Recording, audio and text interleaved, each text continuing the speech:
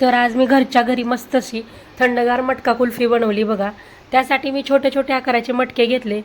त्यानंतर बघा 5-7 काजू, 5-7 बदाम आणि थोडेसे पिस्ता मी मिक्सरमधून छान याची पावडर बनवून घेतली। त्यानंतर यामध्ये 2 चमचे कस्टर्ड पावडर घातली। त्यामध्ये थोडंसं दूध टाकून याची छानशी स्लरी बनवून घेतली।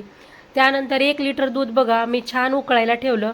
दूध छान उकळलं की यामध्ये मी आपण जी बनवून घेतलेली स्लरी आहे ती स्लरी घातली। त्यासोबत अर्धी वाटी साखर घेतली आणि हे दूध छान असं आटवून घेतलं बघा।